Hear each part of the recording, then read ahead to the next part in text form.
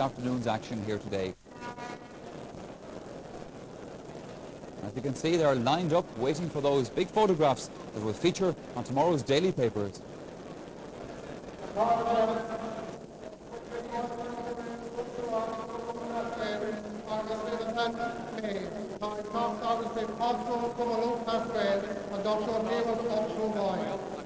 Sean O'Dolan an son teachtamach ar y bord agus an dochtú is Diarmaid ó Clúbháin or Dasbog Paisiil agus Imilig.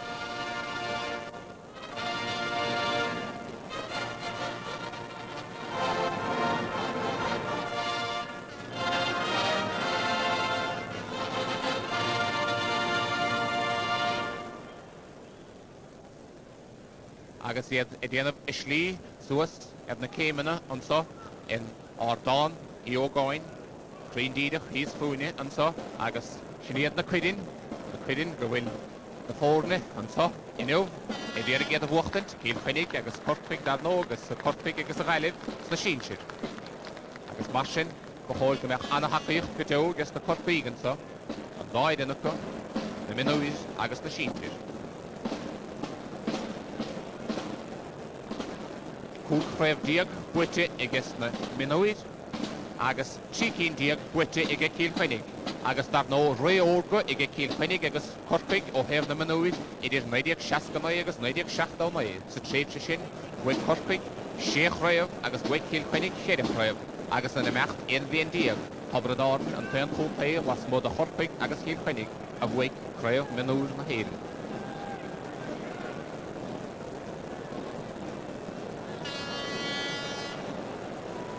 Agus is gear agus for tús leis an gluthe inis agus seo chuid a ríist chuid an chorcaí a na harú a bháinere is stig sa chuoinen son an dríos omar a chú ó óchail I gimmert an áit Adrian de Fuite a há gortathe agus an chudeile mar a ránaí féad mar sin hácha agus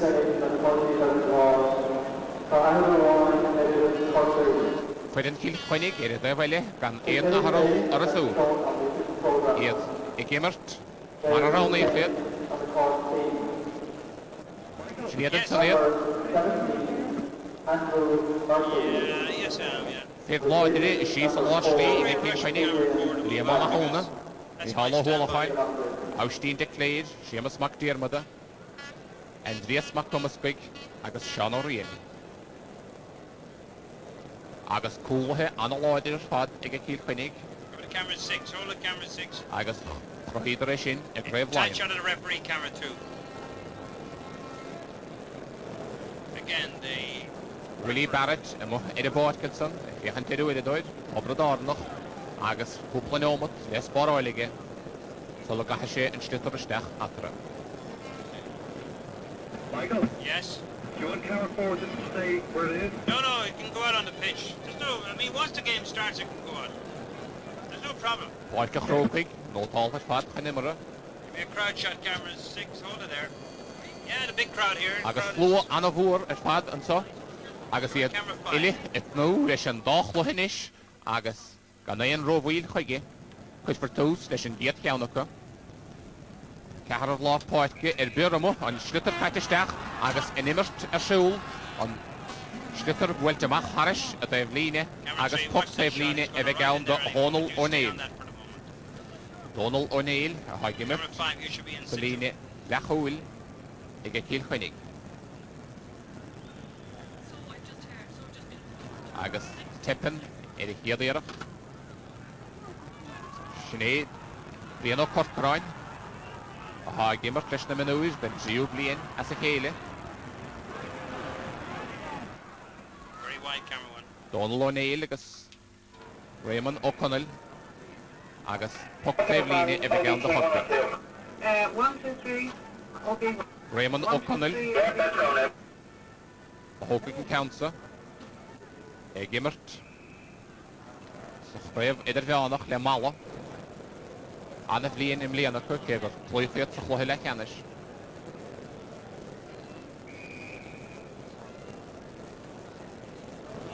Ísel agus an boltóir geall leis a teachta líon san. Check. Yeah, just checking this. One tamach agus na bhuiile buachla a dhérig I chud isteach go dtí léam maannig. Go dtí mac de Londra. Dar gur fríchna go féit sé fiún riachta a roiid. Bhuiilt isteach agus sáirithe go deasaige eile nó beáin.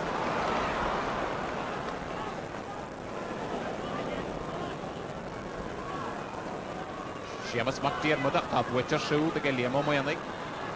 Seansa go léam. Arish and líne Shachran. Okay, camera 3, back on the field.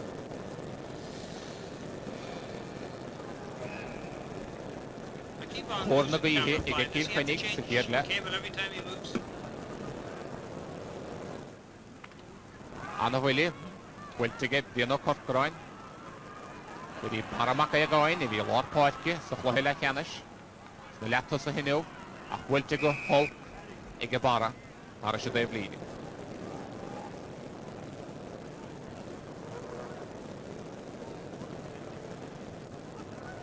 Dáthaí ó Bern a thugtain ceansa agus óras go máin a siúd tam.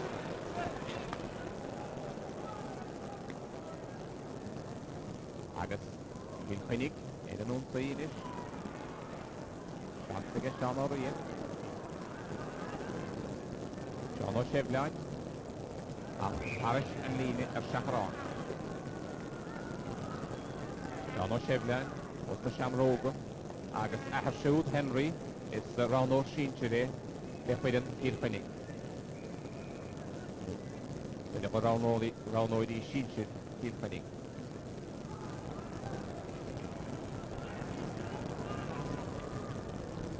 Anach Damú agus Stecha John Hole agus seansaige Seán ó riad.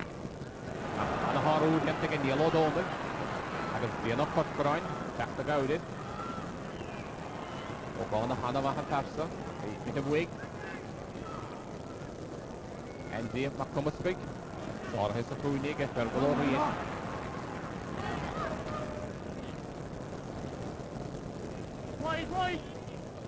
Agus Shachran Baltaráin idir. If you cut away centre field 3, tight shot. Áireach tramú go Kilkenny go dísa agus seansa bháin ag a Corcaig. Seamas mac Diarmuid cap féin Kilkenny. Lost all the effects, have we? Donal ó Mahona. Liam ó Maannig. A bhuail isteach seo amol na cearnó ige. Seansaige mac de Londra. Mit a bhuaig.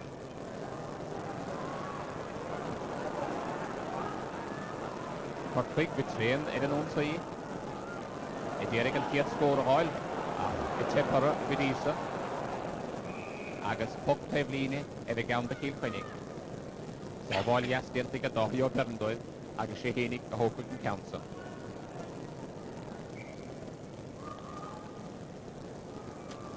Iarach táirithe go Seamas mac Diarmuid agus Kilkenny I dhéirigh dul ar an ónsaí.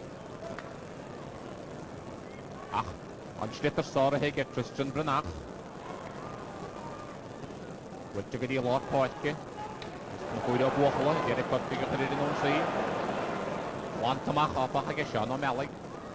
Ach bachta ag go bríanó síocháin de Corcaig agus puc séir gnóthaí ag an síocháinach.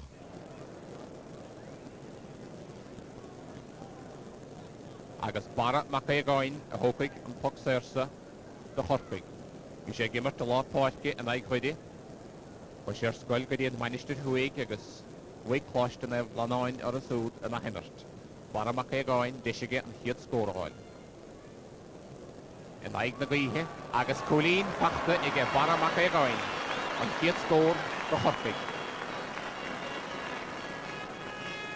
Suas leis sé nómataí imarimithe.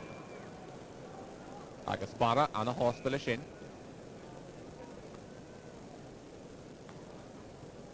Eile nó beáin. Ceann mór fad a bhuiiltige. Agus sáirithe go maithe go bríanó Corcráin. Anna bhíanach sa bhersa, níonach sínsir. Iarach súd sáirithe agus se chúil Kilkenny agus Diarmuid ó leáid ach tá bhuiitir siúd ag fergal ó riad. Iarach argail sáirithe ach bhí amach haris a déobh líne Puck teflíne na chorpaig.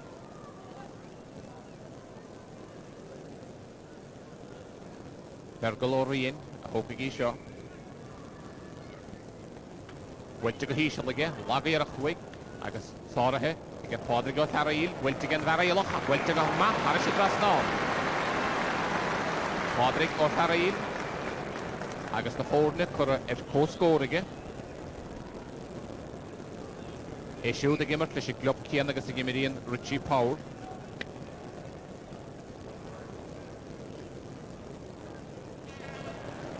Anach damw, yn y dyfel ag o'n boed, sy'n ag y Donlo Neil. Welty stach agos desin eisiau ag y Sean O'Rien. Sean O'Rien, welty, roedd ma, haris y dras nôl, ag yn Lont y Sachanson, Sean O'Rien. Dam eisiau yn count yn gydas agos Kilkenny gyda'r cwrdd yn cyn. Siach nymwyti imra. Agos eisiau siwd ar nhw, y dol gyda losdi chi ar oen Kilkenny gwyl rhaid na hyn bwytil e hod lenes y chelig agos gwyl o'r alid yn bwyd yn thoma. Bara ma chaig oen bwytil i gysi am ysmach dirmada.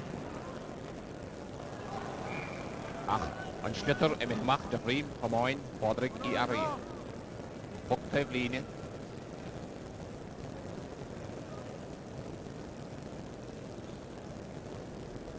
Agos Christian Brynach o hwpig I Council.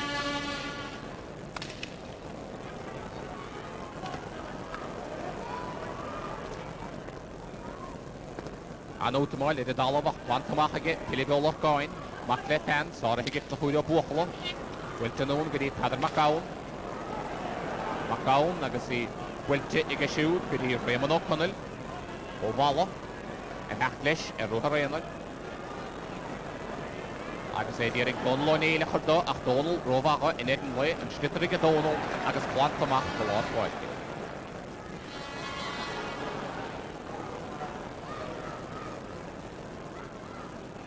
Sorathe rhys dy gyblion o Corcorain, a na chlwhau ymwys dy gysiwd o chorpig. Ysdach gyda Baramach ei goen. Gyda Raymond O'Connell. Ach, siachron dyn parna bawda. Do chorpig.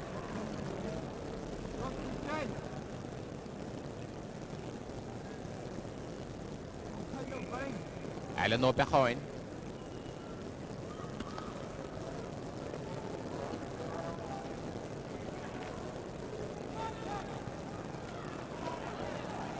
Lechol chorcaí en y iacyd mech tosta, plant ymach gyda Lord Poetki, liam o menig, an y talwn.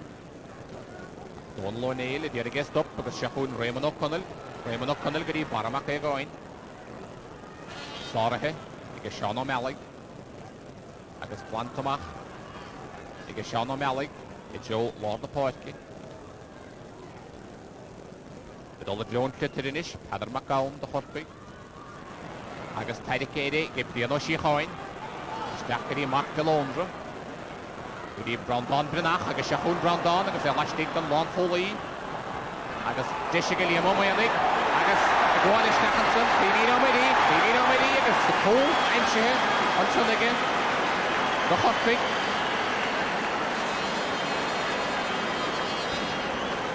Pidin o Medi, o Arnfirish. Agos sio, y sians elid. Chorpig un o'n si, y gwael ysdach, agos ddim o mwy yn y gitarach edrych syn, agos sofolfa, y gan gwl boedi, ach prifin o'n wedi, o chlodof, yr o ysdach, agos y gaim siw yn chwyl.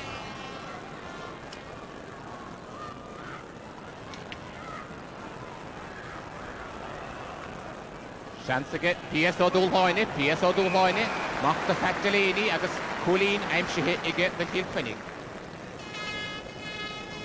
Agos ys mahas Greenlin ehir, walcyd y môr, zean ffyd, o'r dymon i dy Kilkenny.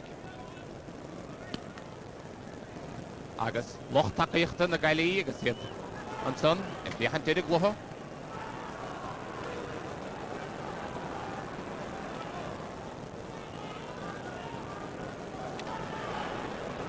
Yn dihil o ian o fe gyda'r bod o lawyd ach brian o Corcorain, do chorpig, an o chosant o ian o fe gyda. Baramach ei goen. Ach, Sorathe yn balbasa, ag awsti declared, et for 1.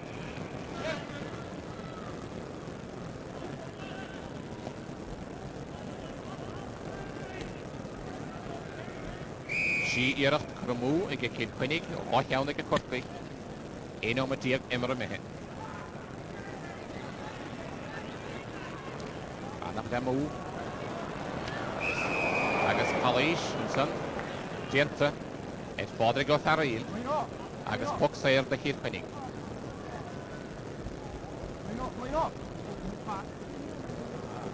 Diarmid o lelawyd a hwbig yn cawnsa.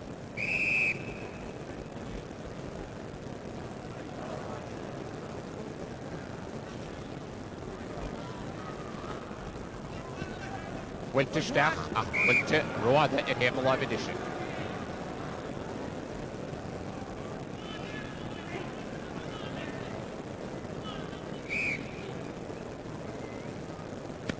Don loma hona, y gwyn yn y greini, a y gwyn yn y byhyd, y hyrle. Raymond O'Connell, ond slitter am eich macht, a rhywun chymoen, ar eisiau dau blin.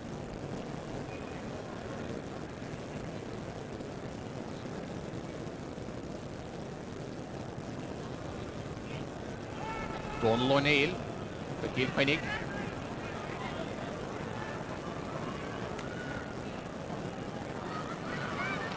Christian Benach, beth y wig. Machta har nasige, ach Wintergo, ag y sians, ag son.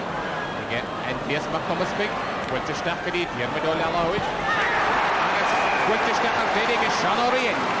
Sian Orien, ag Nohigan Coulson, y Kilkenny, yn edrych le.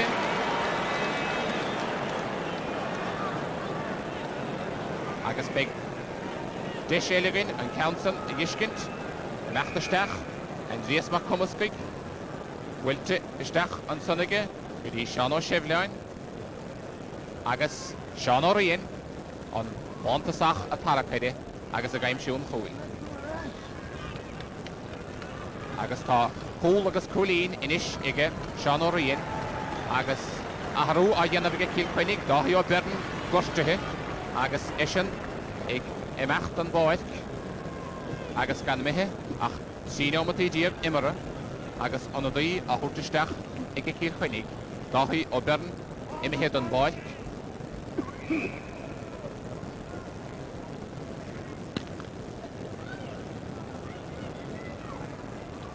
Schlitter, Willie, Bachta yn son, ag y Siemas Mac Diarmid, ni ofrach gyma yn son, ag eidi, ag Joe yn Clitted, agus barad y poer o honig ag y bort y Kilkenny,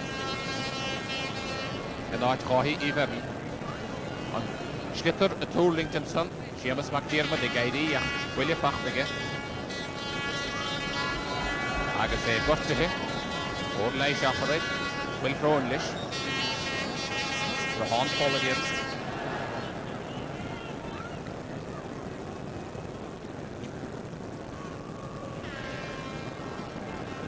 Big. Agus yn slw, anna fwr y ffad yn so, agus iad i mi adw y gona i.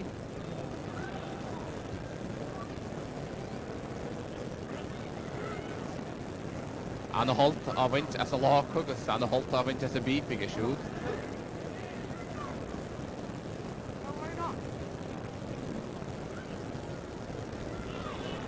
Anna hynaf a fynt gan loch fiach yn yr ffad as yn log a disa. Siemas Mac Diarmid agus iad y dierig yn il rhawn i hailish y stop. Emo, ed y boeth. Agus is gyar gymysio big chyn imra rysd. Agus Diarmid o Lelawyd a hwgig yn Pocsauer. Rhain dydych ymo, a lor poeth, Diarmid o Lelawyd, agus Siemas Mac Diarmid yn y chosa y rysd.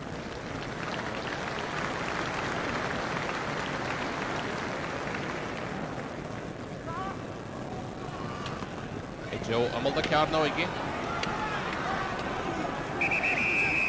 Ond adog sieti i gan moltawyd. Agus cari yn y se.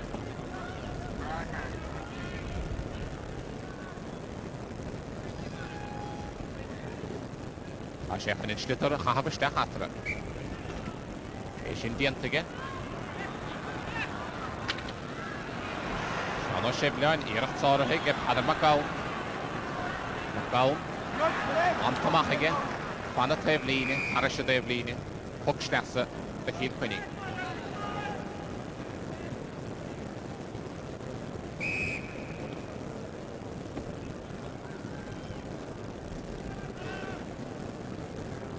Donald O'Neill. Fianna Cork right. Agus an tarda seans fachtaige, a machgadí a lárpáitge, sárathe ige, Philip O'Loughlin, gydí Seamus McDermott. Steach gydí Sean O'Shevlein, a chlant amach weig siúd agus Christian Brynach an sunda chorpaig, lechiad méadar o'n chwlhain. Gaidí go Hardenson bhí an tonad í, bara de poir, e mithe weig apach, agus Corpaig an onsaí, bhí bhí midí, mech leis isteach. Oráid sé siúd, cúd chól agus cháchúlín a maig tíarí, Wilton ún, gydí Raymond O'Connell, a dheile, Chancig a Raymond, scór a gaimsiú, agus Coxair gan éana gó, in éan.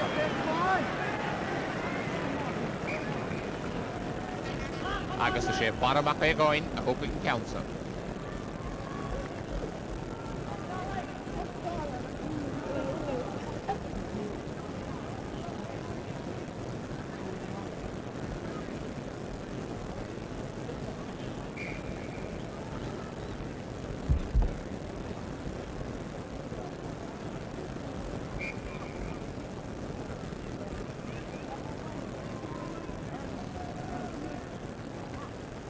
Baramach é gáin agus cúlín éile aimsithe ige na chorpaig.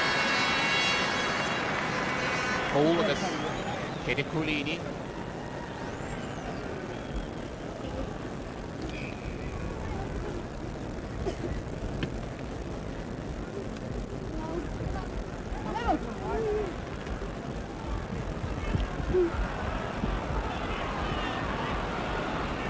Léam ó maionaig.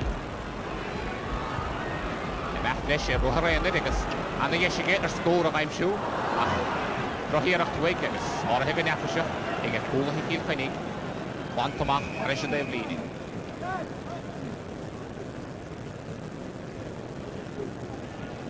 Éan cholín a bháin a haidir na fórna, déana trí go Kilkenny, déana dóige Corpaig.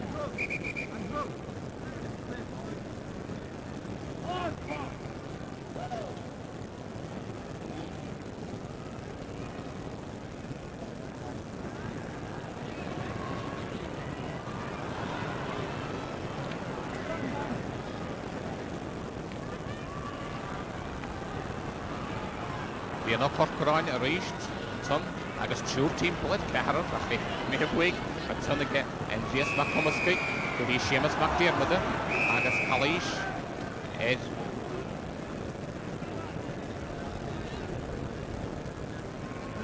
Kilkenny an son, Coxair a gháilecha, Pádraig ó Taraíl, an scutar a Hocrúige.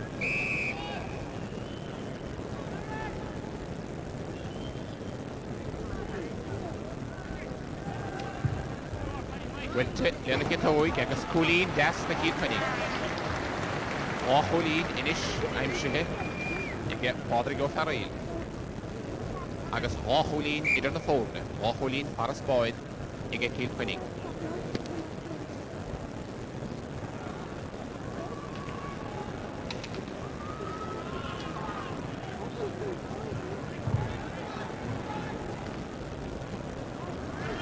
Sean O'Shevlein a bólasteach a láslí go dtí Sean O'Rian agus anna cholín ó Sean O'Rian.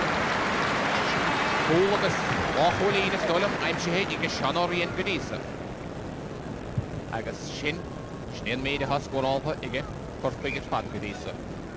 Agus sí cholíní paras báid inis ige Kilkenny.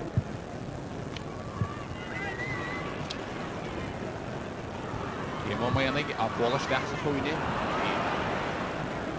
Don Brynach.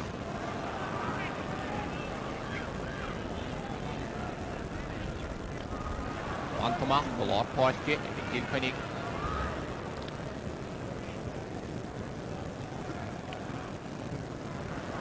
Agus annachlutha a dhémart ige Sean O'Rian a sé na bheithigir fad amach go deas go dtí Pádraig ó Taraíl. Agus Christian Brynach ar daladíar ige stop agus dhéireach le háirithe. Sean O'Rian, Baltabáin eile. Anna Cork ige le Neil O'Donnell.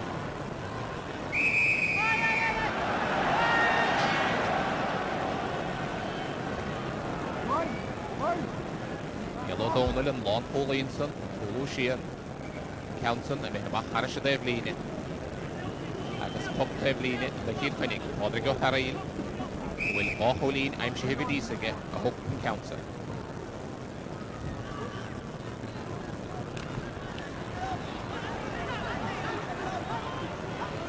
Bhfuil a láisrí go dtí amach chumascaig. Golóiríon agus annach lána diantaige amach go dtí lár páilce anna Counsú an son ige Philibólach gáin. Philibólach gáin. An an son go dtí Austín de Cléir. Díarach de Cléir stoppathe. Agus díanó sí cháin, díarach súd sáirithe chomá. Ach a heamach go dtí Padar Macáin. Agus bhfuilte go dtíanta bhfuil an báil.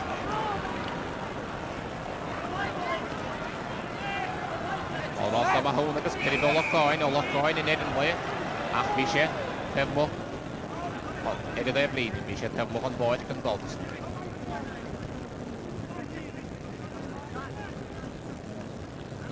Cháin ámbat agus fithe imar a mithe, sí cúlíní idir na fórne. Baramach é gáin i hóca an Counsa.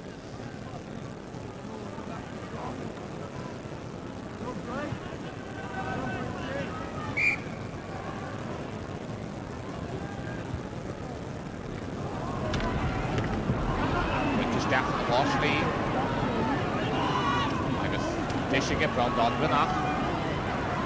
Níle Helen. Philibólach gáin a bhlamach le Kilkenny. I Joe Lord na páilce agus sné Seamus McDermott an campaign. Bhfuilteach a láislí. Sáirithe go maith le Golóiríon. Agus seo héilí am maoinnig 10 méadar nó maisin amach. Ach ríist bháda i théim a bhaid edition.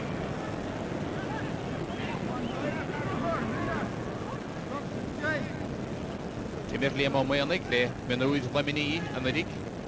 A sé gobar le bancaíonta séidean a Corcaig agus eistrú fachta go Corcaig im líanaige. Agus sé Bob Moynihan úncail a ránóidí Corcaí a ránóidí Pelle.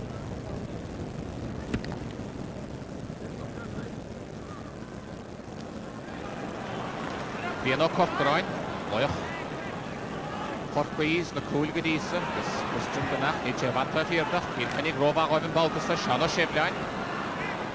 Iarach tára hapach. Gustach go dtí Pádraig ó Hurling agus cúlín anna yes an son ige Pádraig ó Hurling an tíú cúlín ige Pádraig le Kilkenny. Agus inis tá chéad cúlíní idir na fórne.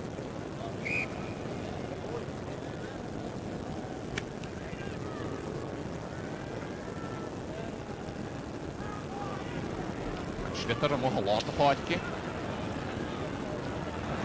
Sáirithe go maith an son ige bíanó sí cháin na Corcaig. Iarraigh don Brannach a bhainte amach. Bhfuilte isteach a John Hall ige Raymond O'Connell agus cúlín ainsithe ige Raymond O'Connell ar bhalla.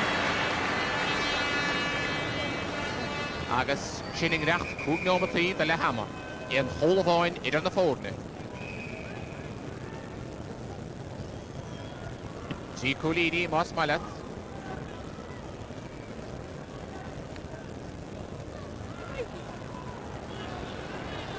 Padar Macáin. Iarraigh bhla Stechanson, go dtíon gúine. Austín de Cléir ba cheirte go marrá, bhfuilte Stech go dtíon gúinige ach sáirithe stig ige Andrew ó mar a chó agus blantamach ar is a déhlín.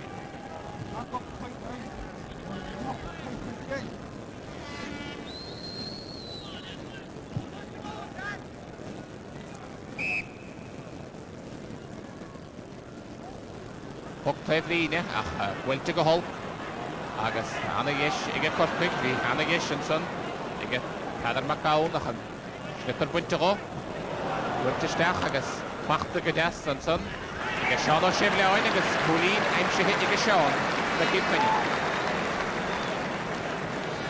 Sean O'Shevlein. Go bhfuil ahead Henry in bhaine go ránóidí sínsid Kilkenny an Counson aimsithe go deas aige. Céide Colleení idir na fórne. Síne omtí goile idir sin agus le hama.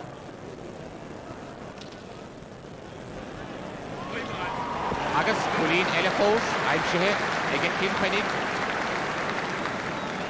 Counson aimsithe ige Diarmuid ó Leláid.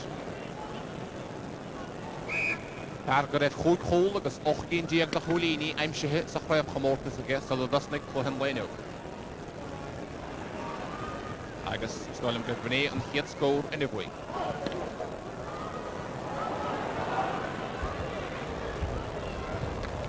Ní hola huan a cháin. I dtíar Kilkenny go chuidir an ónsaí.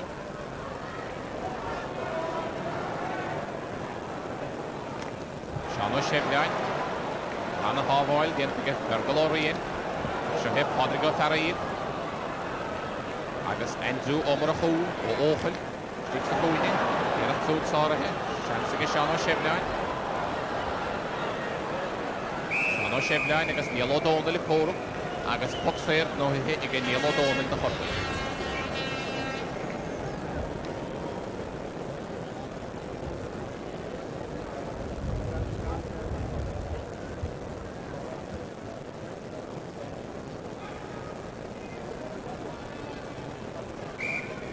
Donald O'Mahony. Séblian a díag go haise seo, gastan le scoil Arden Fíris. Dymte go maithige, chuidte stachaige, Rodrigo Ferraín, roada i dhéir na láimh idise.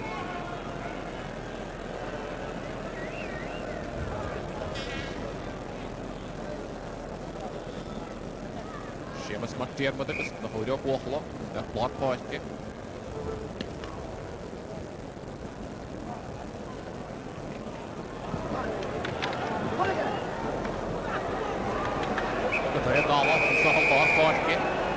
Billy Bachtan in le Séamas McDiarmid an farbocht sé an parna Billy nuige.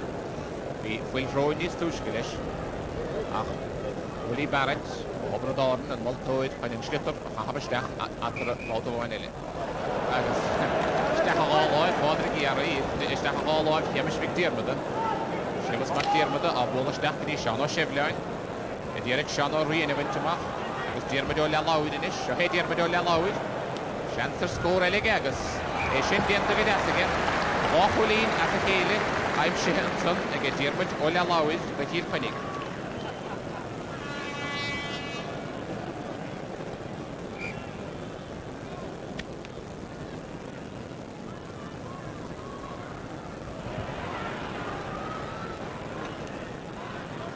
Donald O'Neill a chuid Kilkenny ag an ónsaí.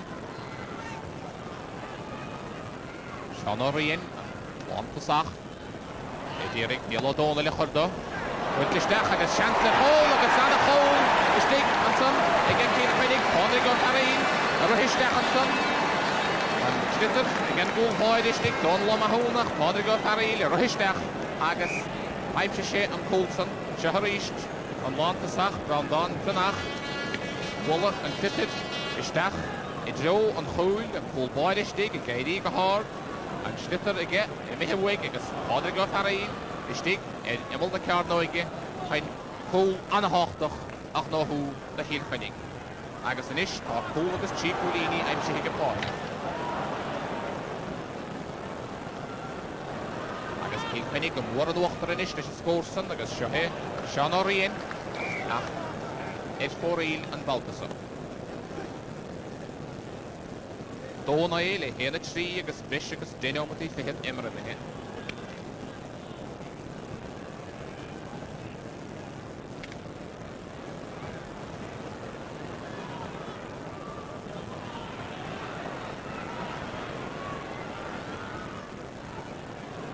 Brandán Planach, Cork for a bheras aige agus léilechiad méadam nó marsin a bhachansan Raymond O'Connell.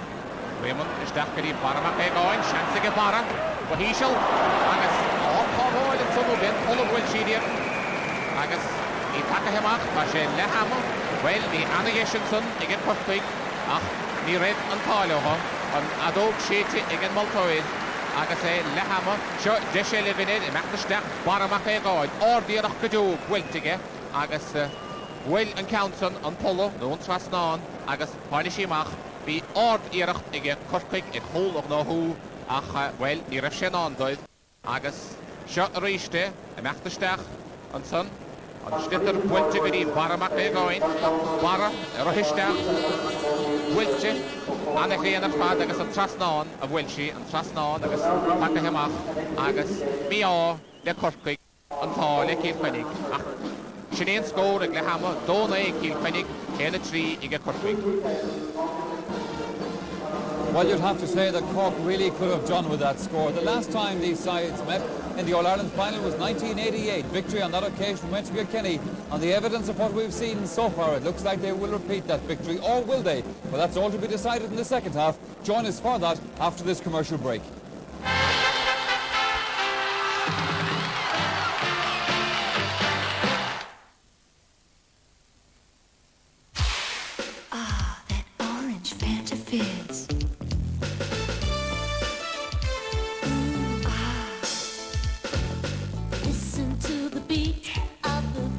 On your tongue, you can feel the fizz of the Fanta going down. When orange fizzes, it's Fanta. When orange fizzes, it's Fanta.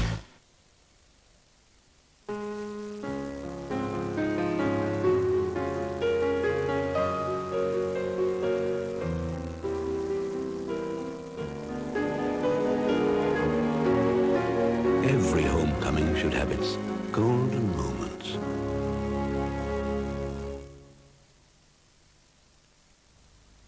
Dulux Weather Shield, the smooth exterior wall paint.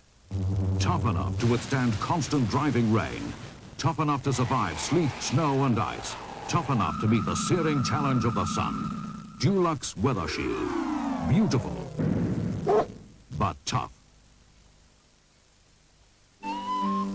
Avonmore spreadable butter is Ireland's favourite spreadable butter.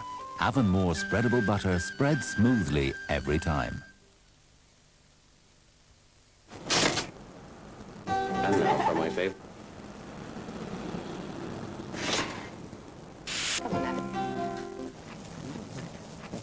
Careful. It's delicious.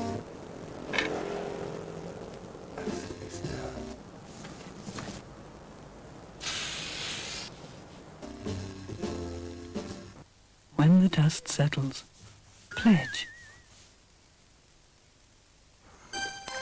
A crisp, rich chocolate flavor coating, luscious vanilla ice cream, and through the middle, the bubbles in the sky.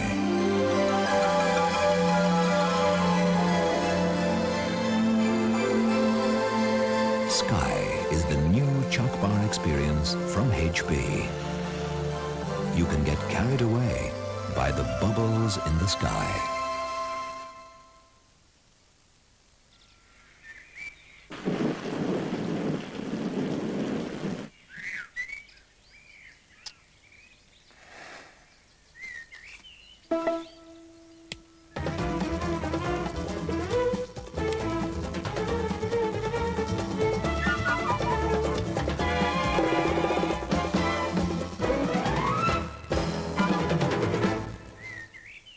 Tog Sus, Tog Kit Kat.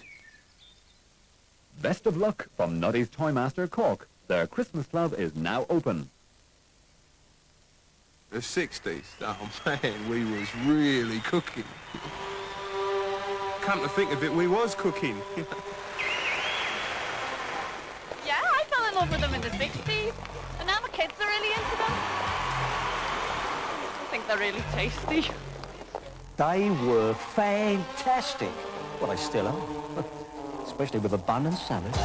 Originals from the Bird's Eye Steakhouse. Unforgettably good burgers.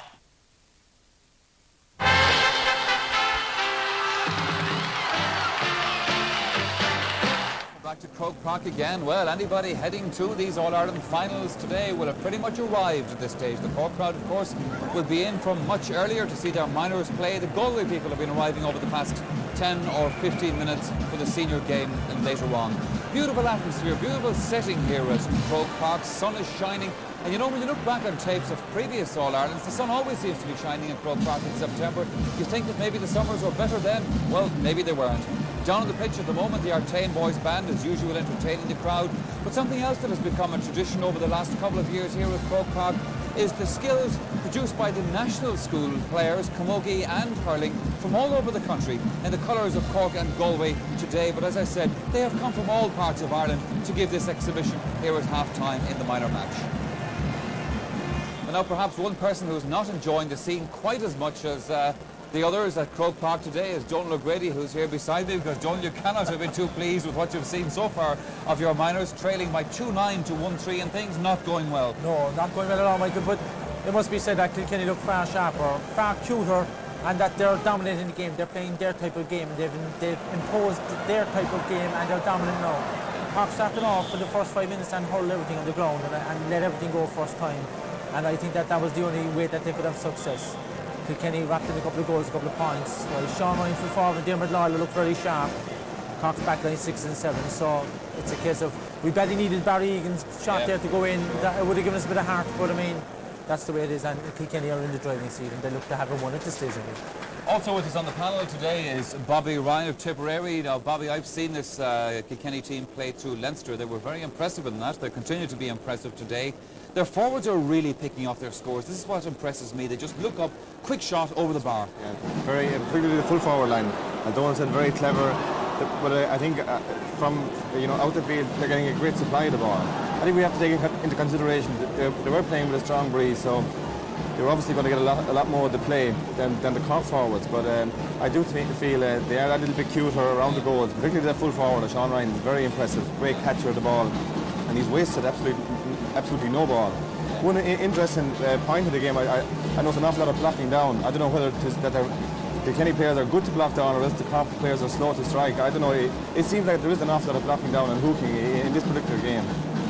These Kilkenny guys are also big and tough and strong fellas. Now, Cork senior players are going to be meeting a fairly tall and strong Galway team later on here today.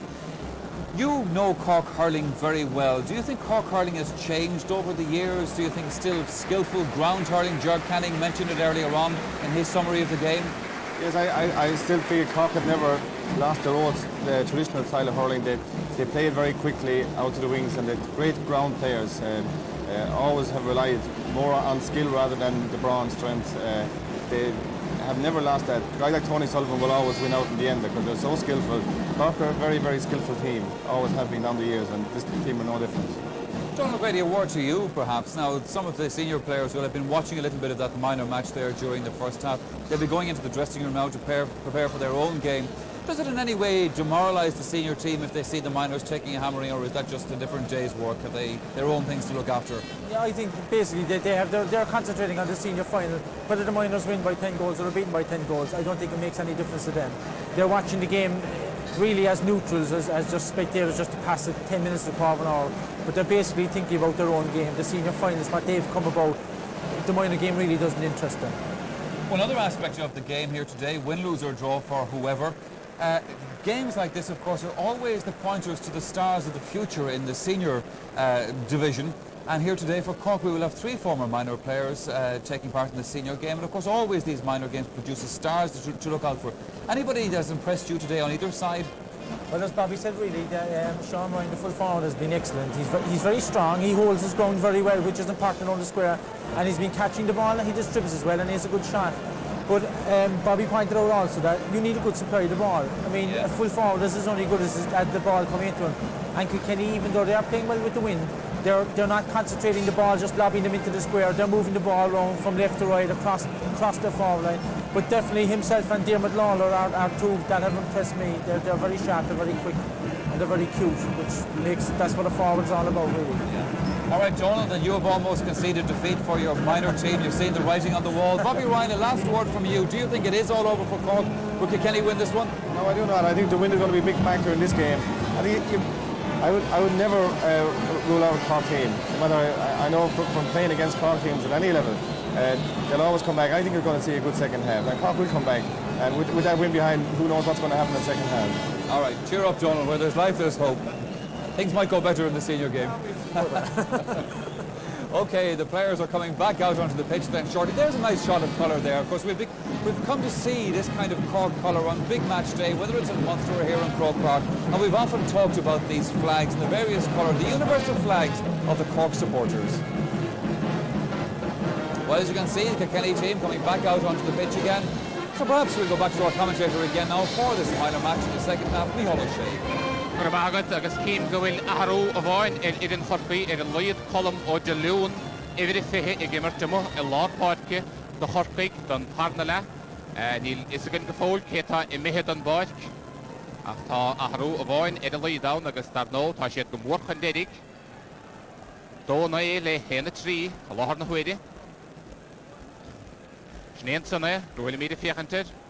Amo a lápáidce na chuide ó buachala I mihead an báid go cheapim agus colmán ó de leún I gimmert in áit amo a lápáidce.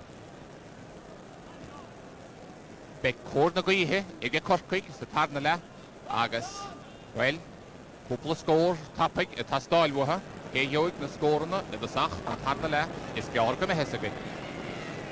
Dahanna áile fad an so agus bítar na gailí le fiscint an son sa tlua. Ach sehe, Willie Barrett agus an tarna le cosnathe. Agus Kilkenny an ómsaí an díos mac comasbig agus bíana corcráin. Bíana corcráin a bolamach. Shansigan na leúnach. Shanson, mehebhuig.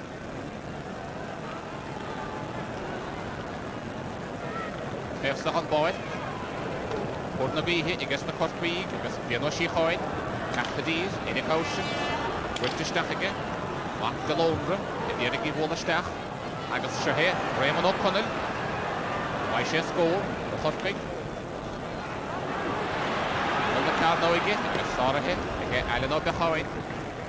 Gwyntamach gyda Seamus McDermott. Wedi Podrig o Charail.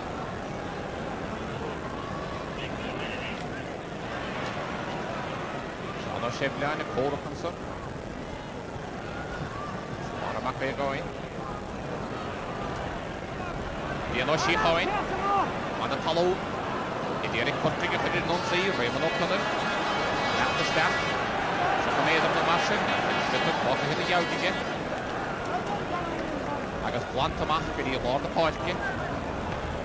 Di'r gwyd o lalawydd. Ond y fehig yn fadyn yw ysdechtsyn. Gyn blant y sach. Sean o Rien. Ach Sara heg gyn fian o corcroen. Ddim o mwynig. Da chorpig. I ffrifin o mwyddi. Ach pa bwyty. O mwyddi. Dahi o Bern.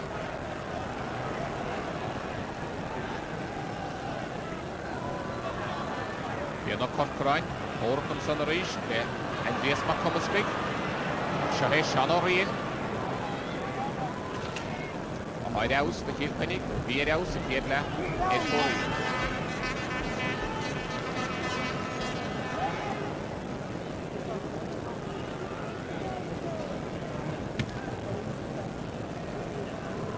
Loma Hona, Arish Parna Poitke, Raymond O'Connell, Dean Rovaul, Agus Shahid, Kilkenny, and Lord Poitke, Austin Declared, Ehene agus a Rehaid agus Ahid, Gimmer Krishna Hemerans, Agus Shahinish, Jeffrey Lachnau.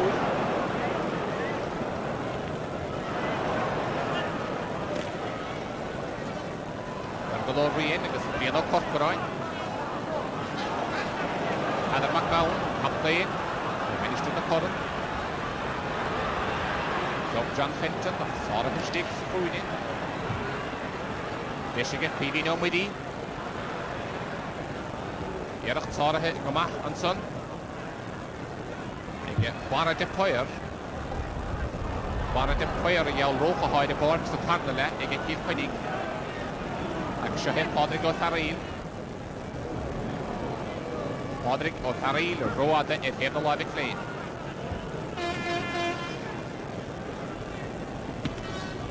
Mara de Poyer I gimmert de Kilkenny is dik Celine Lawn Hole at have a lot of clay. Marshall a Haru dent again Kilkenny comma in the hammer. No she not Haru dent as here never kept to Mara de Poyer.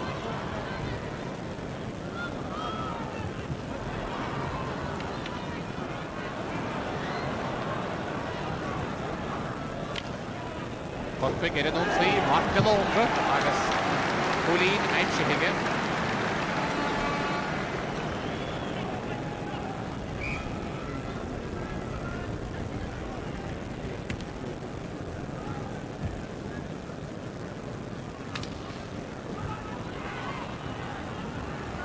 Diarmid o Lalawi wedi Counton i'r Pennig, Agus Shahid. Ele on board, I'm Shihanson again, Baramach I going. Pauline de Cork again, Baramach I going.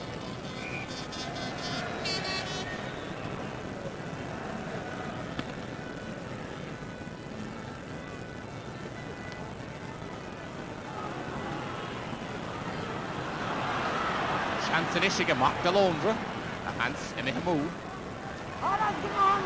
Shahid Liam on my leg.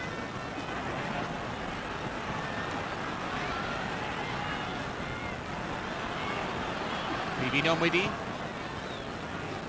Amachkadi Raymond O'Connell.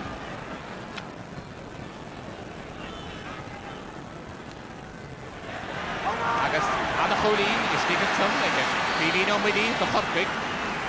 Oh, Lodo and Pasta. Western Ched, Squell Arden Fierish. Agus say, and on the day, Eden, Shinchid, Booth Free.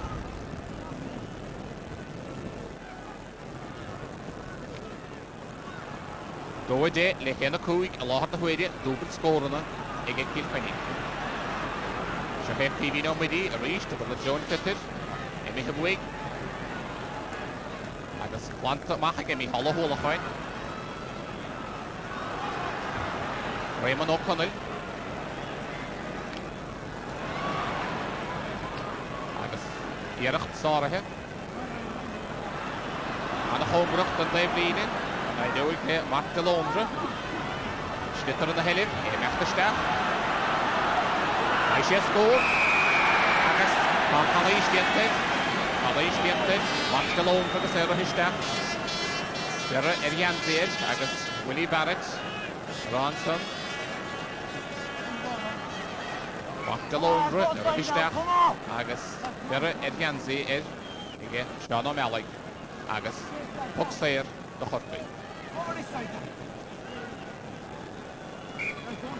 Baramach going. Agus, Pauline, again, Baramach going. And Jonna, Ollie do, Aberdeen, again, Corfix, and Tartala. Shane over the Billy, Immeramihe. Doje, the Hena Shea. Agus Winter Corky on Sugar Oboch, and I have not been east. It is the news and the sheet shit, the gimmert. On the day, on the Leon, the cheap winter over again. Agus Puxair on the hot pig. Gaulish amo a lot part again.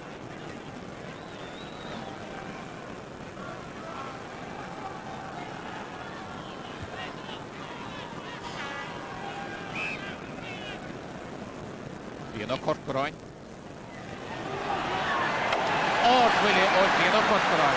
Pauline Oomkog, Beden, a hoog Dragagoy. Agus. Van ieder de Poort inish, ach Sheikh Houlini. Diana Corcoran, hij gimmert, leed 7 blianden. Is de menoe, dat is besje overhoogend, de reach de vleetje gooi.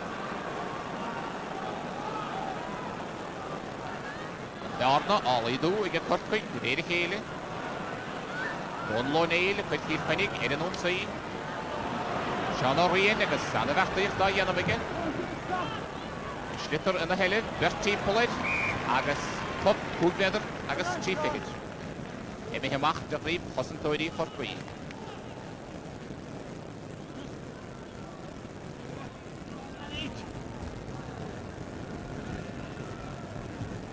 Rodrigo Carril, a hoping counter.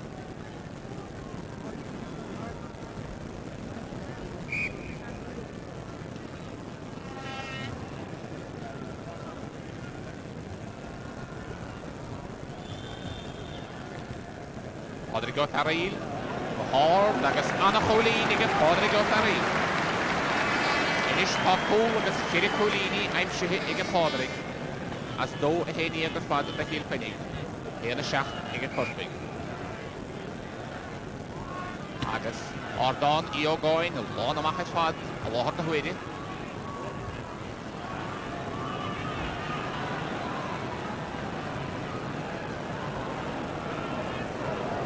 Rodrigo Taril agus é byrna. Gwrdd pwysio ffe hyn i gyda. Fel dylwg dda ffog o flesh. Agus Sara Hegadas ag Hadar Macau. Leis gynt at Hadar, tresna yn slitter o bwolfa. Agus Hoxeir na Chorpig o'n yn y Hurling yn slitter. Agus ys dôl o'g y peth baramach ei goen a hwb yn cawnsa. Yn eid oglis yn darna a leidw gyda Shekulini ar eist, wel, sy'n cysg.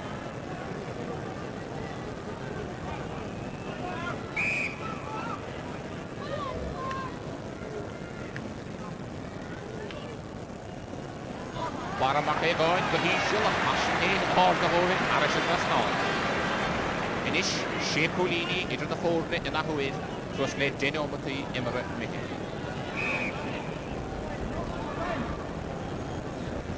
Shekulini aimsithe ag baramach ei goen fydisa.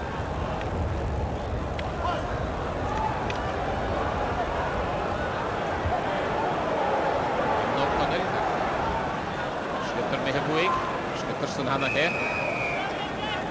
Agus Hoxeir no he ag mi halo hwlachain be Kilkenny.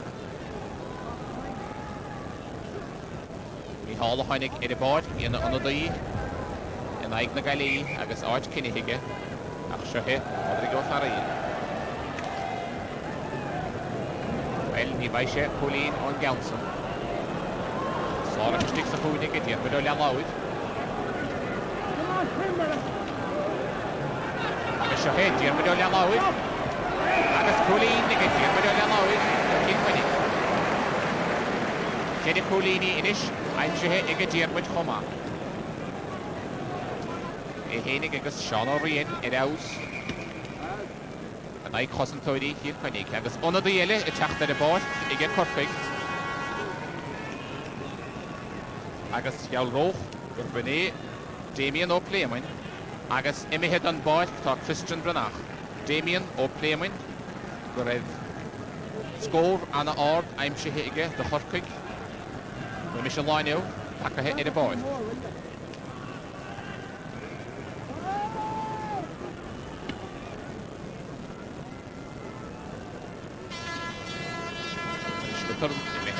ar lor poethgi. Agus cwl o tasdal gydawdio Chorpig yn maisiad e. Yn Clemanach.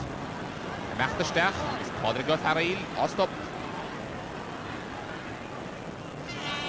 Sians inis dy Frondan Brynach. Agus, wel, bech a cawnt yn y tasdal gwrdd. Ach, ed ffwr il a chysri.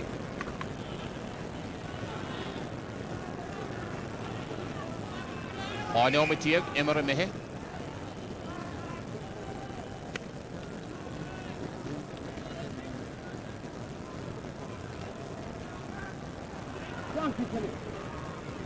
Kilkenny agus yn greim ach mead a gona ipa y glohasa. Anna rohar enid a dhéanamh ige Andreas ma cumas pig agus sanna hábháil ige dónal am a hóna.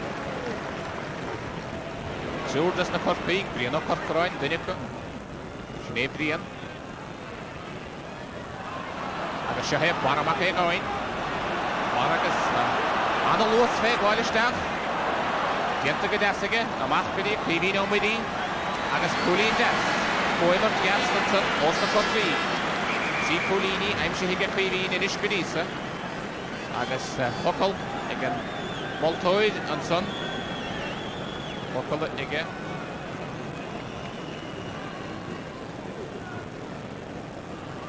Para de Poyer. On Scorenson. Shekulini idr de ffwrne. Agus. Dynero Emilodi Kilkenny y ddeflin i hys. Beth ydych ti tachtar y bod?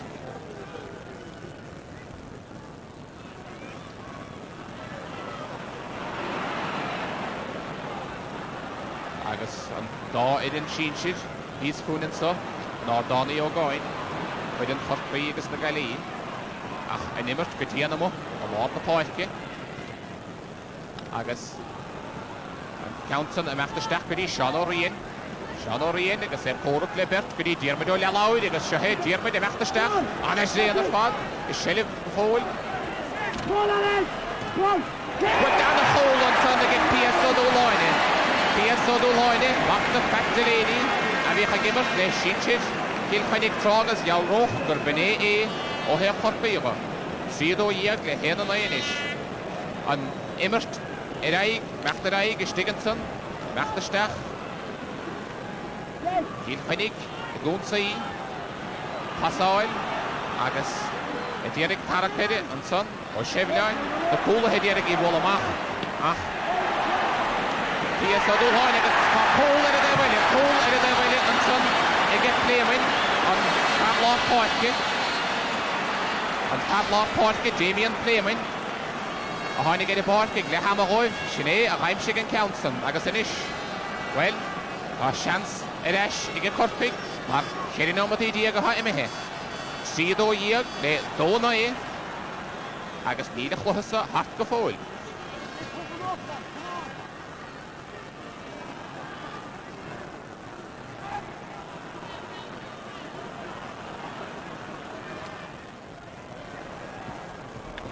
Sean O'Rian, Sara Hestige get Donal Mahona.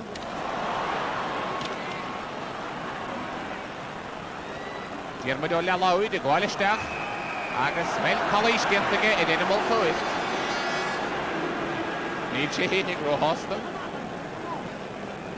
Ach, anna chluha go dewa imirtige. Anna chóracha iana bige.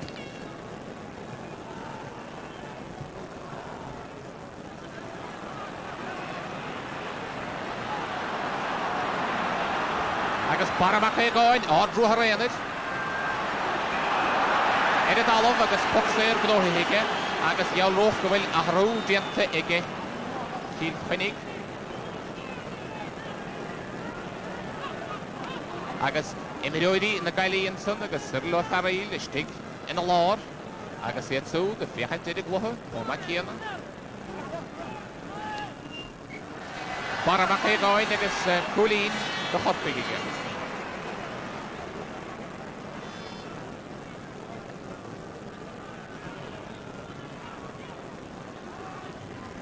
Kennis ó Brenáin, ar go raibh golóir cainte mar jaalaid a runna seachtainna cos ná raibh áit fachtaige, well, tá sé sin am láir páircinis an áit Austin de Cléad. Austin de Cléad imimehead an báid agus Kennis ó Brenáin takathe ar a báid de Kilkenny. Ifid a hochtíag Kennis ó Brenáin agus, well, Yalroch go bhfuil séad na hat slatanis. É hénig agus Brian ó Corcoráin i bhíh a dheachant le chéile.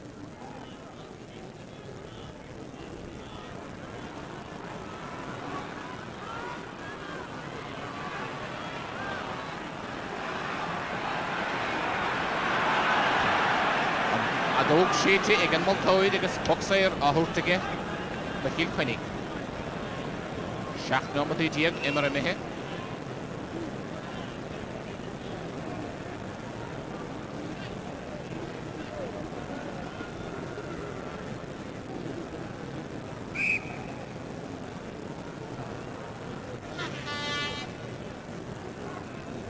Pádraig ó Ferraíl.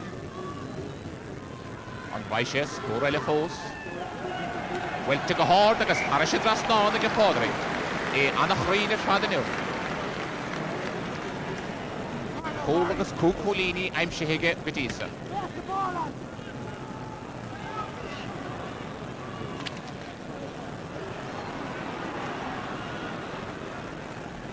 Í halla hólacháin. Seothe Brandán Brunach, tepihan chiadúidir. Tarna huid haris an líine fóraíl. Agus á muidis ó cuic ag imirt a chorpaig chomá.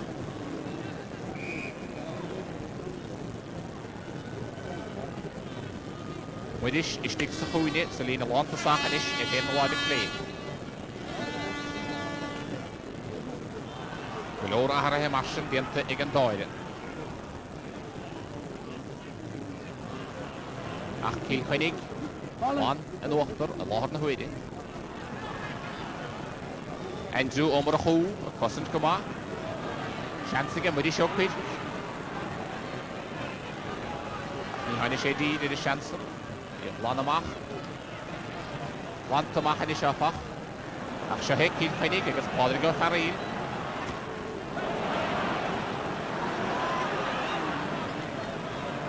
Cosintoi Chorcui agus Reedy Hila Yanavacos, Tarnala, let go to Rihe.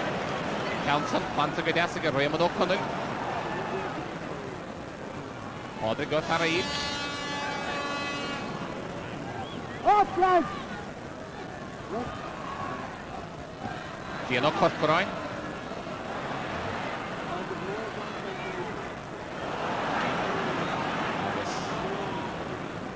Kilkenny, Anach Lickert Sean O'Ryan, Tan Clogged Bond, Catty Wiggy.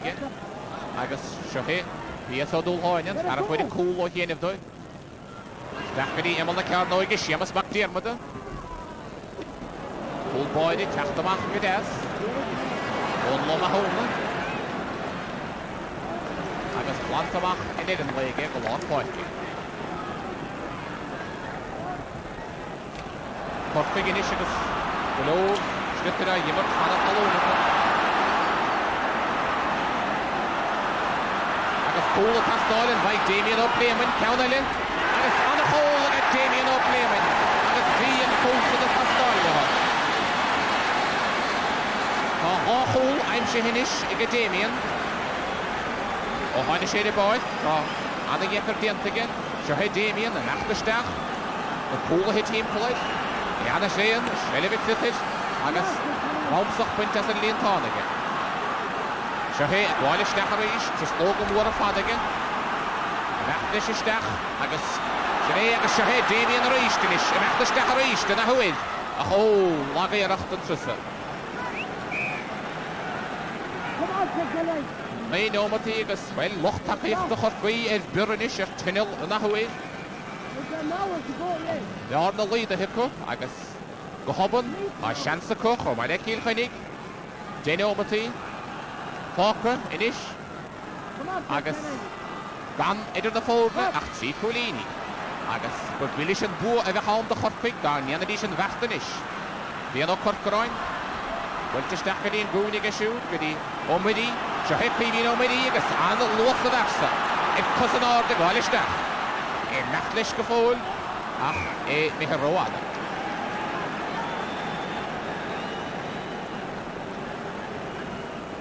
Well, tak hoor na gui I get Cork quick, tak lor ahar hediantako, Agus, we want shears the cool, Agus, na ahar hesan. Well, kind of died of it, a lot of the way, a Kivin Omidi, a Dalov, Agus, got to him. Orlai Shacharish, Chashin Buhari Anderson, Ian Near Queen and son, in a dollar, Sheen to sheer, Agus. Well, and the husbandus, a whole way to get Queen, Gadisa, Bishop Catgalo Rish, near Queen, or Kienivin, that we share Rishtach. Machtlish and a Hongrach, the Line, Agus, well, Quiggy Count Fag in a dollar, and there was Shinnigus or the share.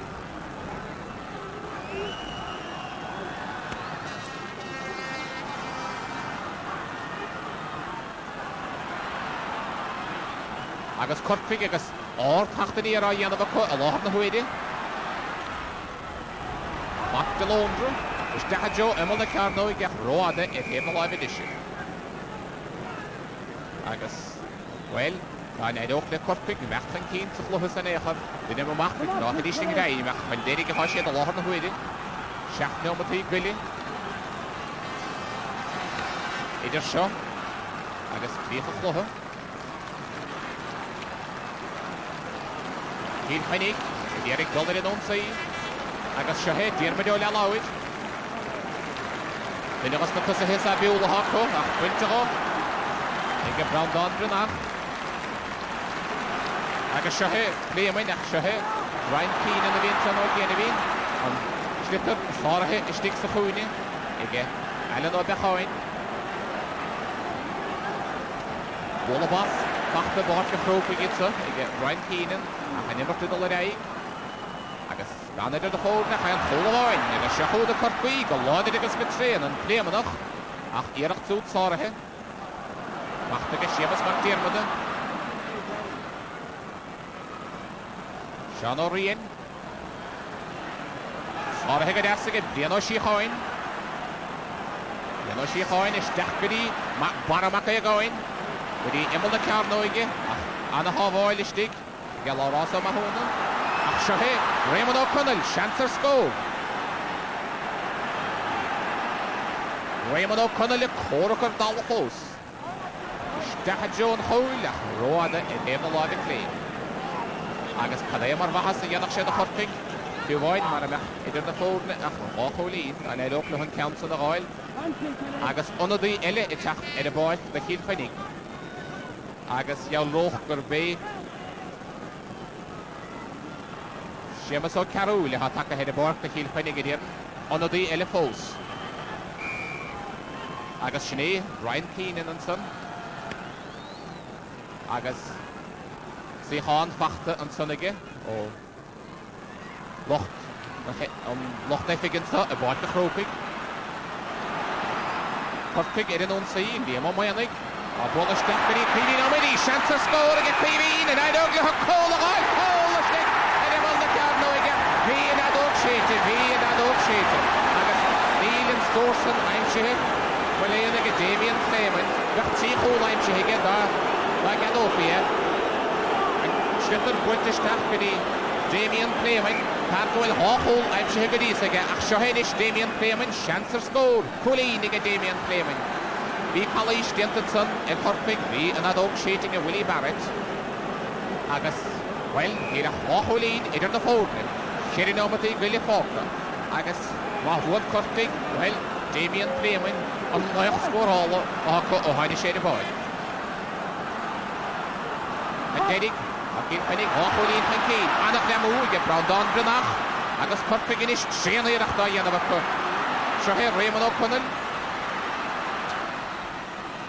Baramach é gáin, I Joe na cearnóige, ach sára histig, agus sémas ó carúil, Lantamach fanna taobh líne, agus pucsair I bheith gán de Cork.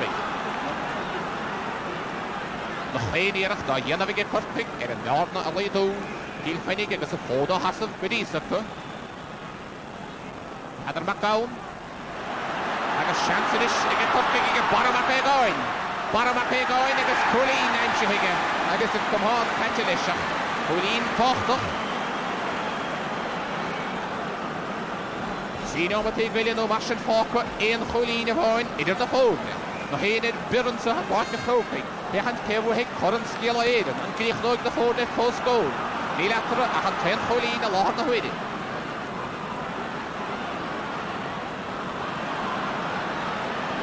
Brandán Brynach. Anna chosan ta Janavige, pydach siar y mesna gosan toedi. Agus gwe e siolta chorpwy, a lahar na hwydyn. Agus anna chwylín i gael Clívín o'n wedi. Clívín o'n wedi, tan y ffwrna cos gol. Tri diag. Sinne yn syn yr eiste, yn slitter am hysdach gyda Clívín o'n wedi. Hitse agus gaid eisiau gyda tapig, agus inis, idir da ffri, idir da ffwr. Idir coharach, agus yn fiet sgôr eile ma hagen sefig, anna hoff gydol eisiau dir. Agus Kilkenny, anna hans gydol gyda mach pwm ysbig, sor hysdig ag edol o ma hwnnw. Siaheb Padarot Arail, agus chwlín ag Padarot Arail. Kilkenny cwrach yn cyn ag loch Kilkenny, rynnig o loch fy sgwr ola. Hadr got Arail, ha cwl ag sé chwlín aim sy'n ag edith ag.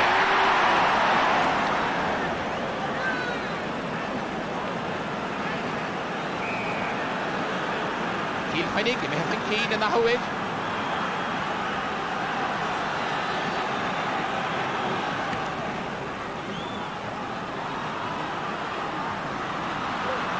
Liam nog.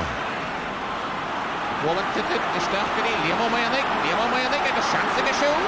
Weder het scoren gehad hem ook. En de staan zeker tegen Liam O'Mayanig. Wel, we hebben de bagget plaats in de grond over die idee. We zien laat gemaakt, laat er al gemaakt, strakke hik gemaakt, en strak kabel. Als je de bagget vader is. En Lamini Liam O'Mayanig. on the forward and post score again. Brown down Glenach. I had Jenna Vidaus. Up on Shema. Fengor. Because Egan. Arashidline. Shafran. The Mayo Bouter. On the forward. Kohramanson. Livella. My Yerach Koramu. Again Doyle. I got the score. Marakele Dina. See Kahartia. Let's see Kahartia.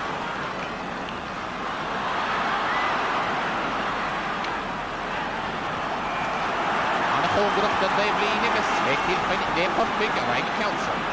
In de nummer te worden Cork, en wordt de Croke. En kan spelen in, en wordt het, nu zich nu, en post goal. Adder McDowell. Kaptein Cork. Council, wordt de sterke. Savoy, aan de hoogte nog bij Johansson. De Philip opgaan, de Kilkenny. To back video pitch. But big in on see. For his second pocket is Dish. Again, Playman nog. Damien Playman. Hier Zorgen. Nog een Willis 480 is. Padre gaat daarin. Met Kilkenny en Postgoro Kennedy. Wel, al 4 het zo nog. Ja, daar in.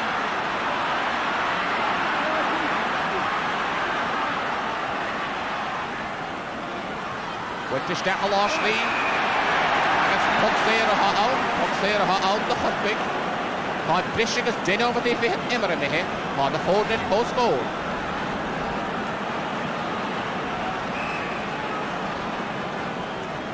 The no Corcoran and a Shree on the forward net clears and post goal. Machine, he might aid it. Couldn't steal it in the hook. He might enter the fair. Kahik law ele even Dahem. Aandacht video, het al de Hurling, als de dachten hier ontig is van en je er de Karnelen. Agus een luchtse nog ook in de bord, Damien opnemen, agus een mialisch, daar kan je gaan kolen, weer naar de ook scheten in Maltoid, was je hooghoel, agus koelien en henig, onauwmechanisch in de bord. Agus geloor aarhe diente in de Korpik, de Karnelen, aarhe genodige, agus je het aanhaaste in is.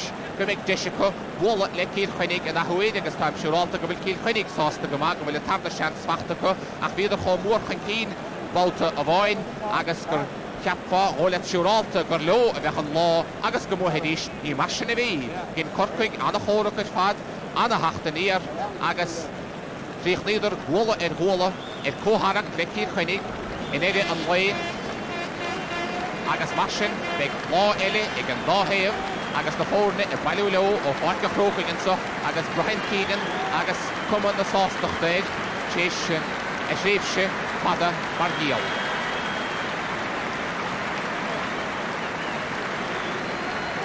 agus ni begin runner on and so Michael D. O'Higgy is Dickinson and the mask agus Alan Dukes.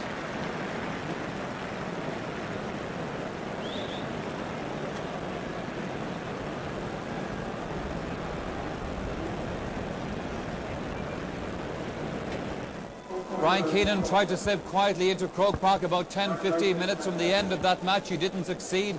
There was a standing ovation for him in the Hogan Park, but that was only to break away briefly from the action we saw on the field, because what a fabulous fight back that was by Cork. At half-time, Donald O'Grady was saying you thought that your lads were gone.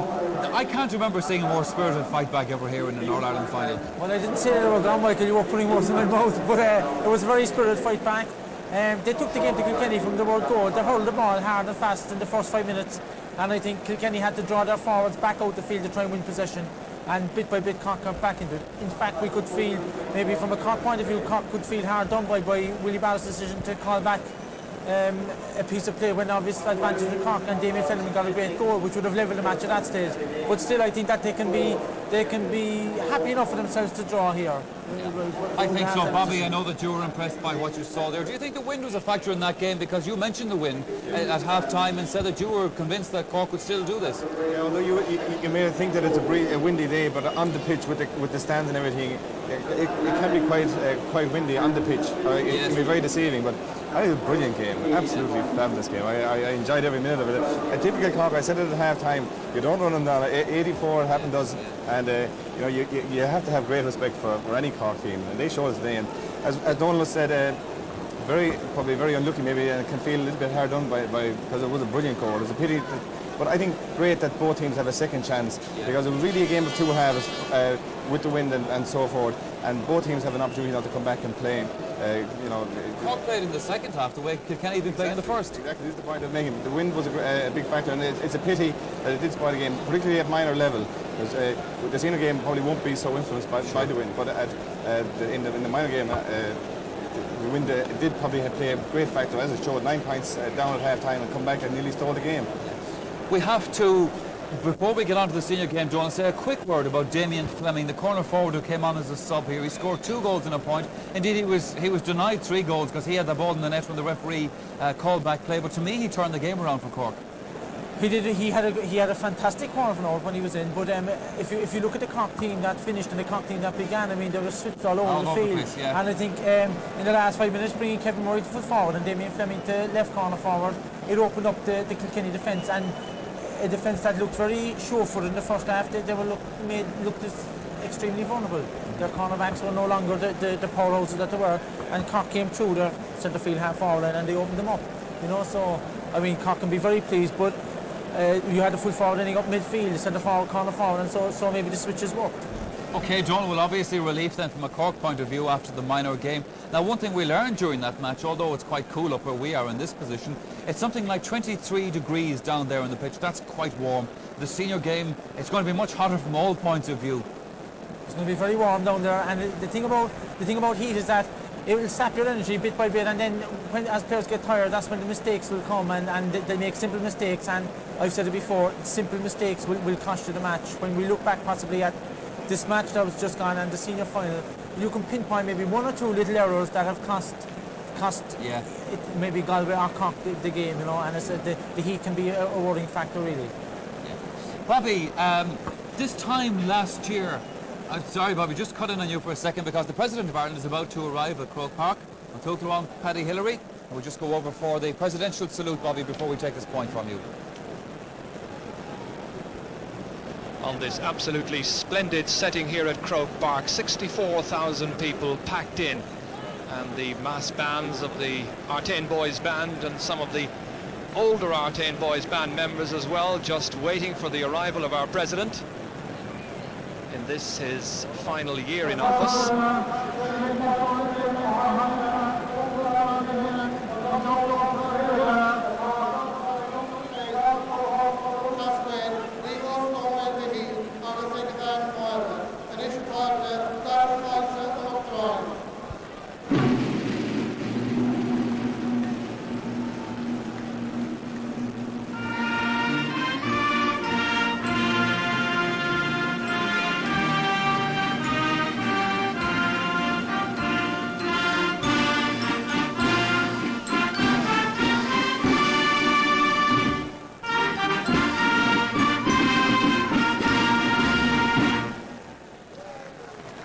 Escorted by Liam Mulvihill, the President making his way up into the Ort Coyle section here in thronged Croke Park.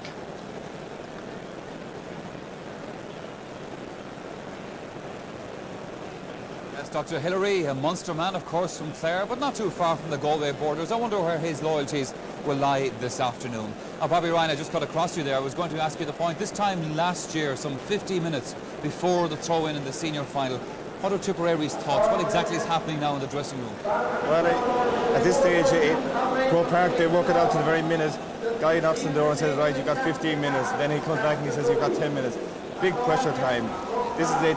You've worked for 10 months, you've trained, you've brushed yourself, and you now realise you're 10 minutes away from getting out onto the pitch. You just want to get out there, release all the nerves and tension and everything.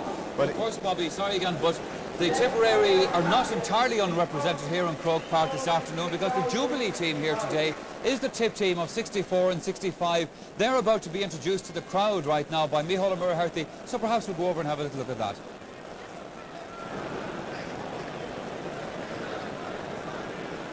Many famous names indeed. John Doyle there, fourth from the right. I also got a quick glimpse, I think, of Babs Keating making his way in also. A famous in 1964, Tipperary beat Kilkenny 5-13 to 2-8. The captain was Mick Murphy.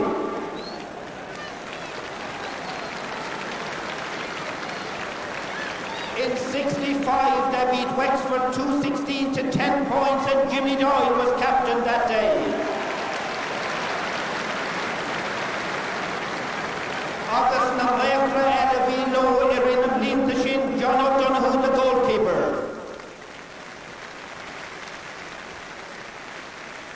The timid trio of full-backs, John Doyle, Michael Maher, currently chairman of the Munster Council, and at left full was Kieran Carey.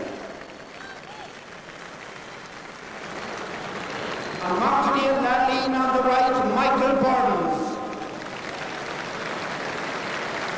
Ilor Queen, Queenie Mider, Tony Wall. The Lord Portia, Theo English, one of the three wise men of modern times. Elena Clash, Brunson, Hamana, Michael McRoach. Senatus na Latossaha, Larry Kiley. Another very wise man, Michael Babs Keating. And the third apostle, secretary of the Munster Council, Donny Neelan. Inside, John Mackie McKenna. And Sean McLaughlin, who was never far from goal, Sean McLaughlin. Jamie DeRay, Cuidas Nadine, Vilo, Shaska Cooey, the classical halfback, Len Gaynor. Michael Lonergan. And the great Liam Devaney. Goalkeeper in 71 in the start of the early years, Peter O'Sullivan. Pat Ryan. And representing the late Tom Ryan, his brother Roger, who won an All-Ireland later on, Roger Ryan. Fad Roder, Noel O'Gorman. Rahada Jimmy Paddy Doyle. Bert Falker, Seamus Mackey, and Daladin O'Dara. I was a limited of Ellen Lister, John Dillon. Agorda, Vinny and the Gashki, give you a board precious quickly in the Fehad O'Hin. As they say in the song, those were the days. Bula Boss, Cork, Croke, the Gashki, Hibrador.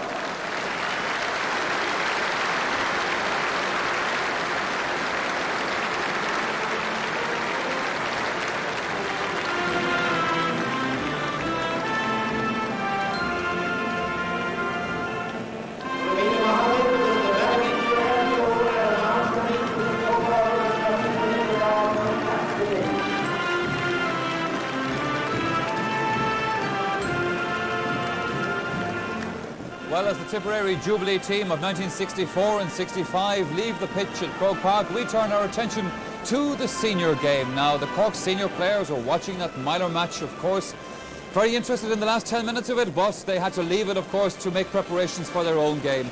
And here are the players heading down to the dressing room area. This is in around the back of the Hogan stand as they head down to their dressing room to tug out and get ready for the fray.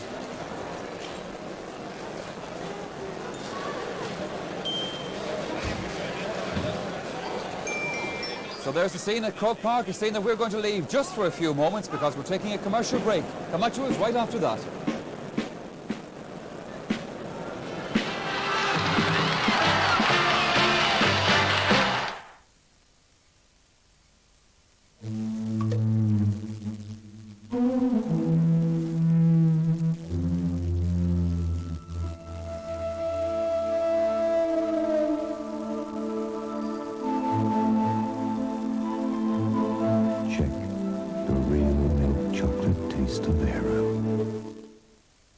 Woke up with sore finger. Tried to get off games. Failed. How I hate football. But at least there's a break at half-time. Ugh. Who needs those messy oranges? Luckily I took me Capri Sun. It's made with natural fruit juice. And there's no horrible sticky mess. Didn't save the goal. Saved me Capri Sun though. Avonmore spreadable butter is Ireland's favourite spreadable butter. Avonmore spreadable butter spreads smoothly every time. Dulux Weather Shield, the smooth exterior wall paint. Tough enough to withstand constant driving rain. Tough enough to survive sleet, snow and ice. Tough enough to meet the searing challenge of the sun. Dulux Weather Shield. Beautiful, but tough. Wilton Motors Cork. See the full range of new Renault cars and vans at Ireland's largest Renault dealer, Wilton Motors Cork.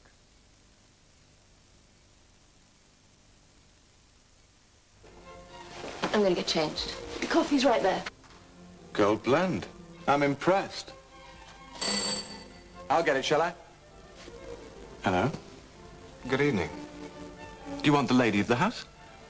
Well, she's getting changed. Could I offer you a coffee? Golden roasted, richer, smoother. Nescafe Gold Blend. Who was at the door? Oh, he said he was a neighbor. I told him you were in the bedroom. And did you tell him who you are? He didn't ask. Great coffee. Welcome to the Colgate party time. Come and join the fun with feeling fine. We're minty jar from Colgate when we rise. We're minty jar so fun with fun. It's really nice and blue and it's good for you. We brush them in the morning when it's nice and bright. And when we go to bed last thing at night. Blue Minty Gel from Colgate is the one. So come along and try the fun.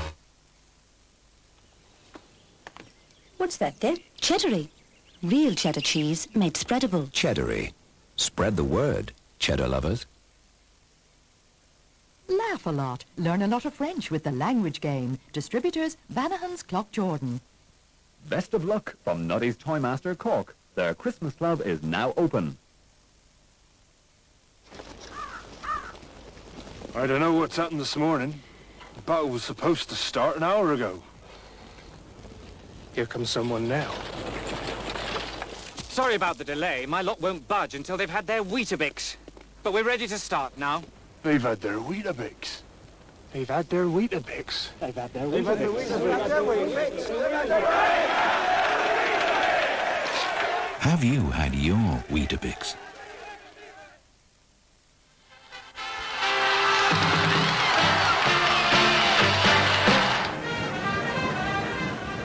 Welcome back again, and at this juncture we also say hello to those of you watching overseas. Good morning to you in the United States and in Canada. Hope you enjoyed the big match. Recognise these guys? Of course you do.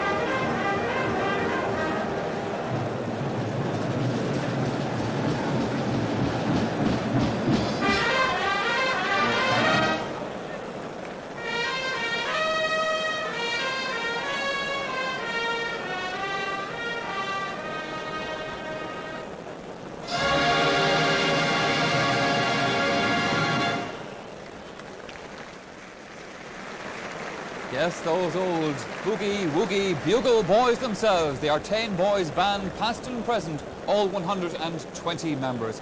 Well, after the weeks of waiting, we're finally here at the All-Ireland final. Will it be Cork, will it be Galway? All that will be decided in the next 2 or 3 hours.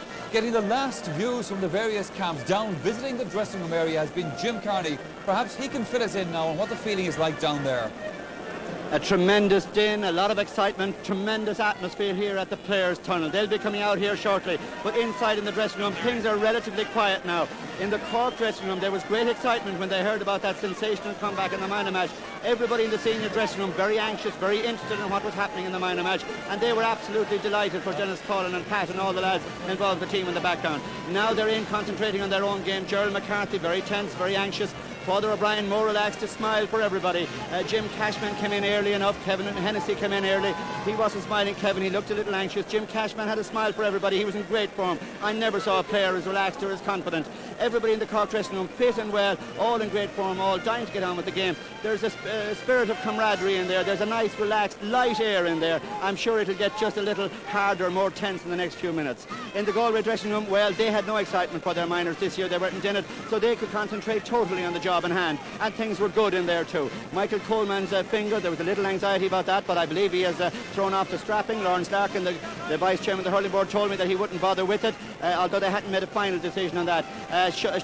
Tracy's hamstring, Sean Tracy, the full-back, they're not that worried about that either. Just a couple of niggly little things here and there. The players are stretching, they're getting ready, they're testing their hurleys all around the floor of the dressing room. They're swinging away there. They're imagining that they're out here already. They'll be out soon. The verdict then really is that both teams are relaxed. They're ready, they're fit and they're well. There's an air in there, not of banter or anything, but a quiet sense, a relaxed sense. Everybody's smiling. Just some of the players a little more anxious than others, a little more tense. But generally, it's the nicest scene, the happiest scene, the most relaxed scene I think I've ever witnessed in dressing rooms before an All-Ireland hurling final. Back to you.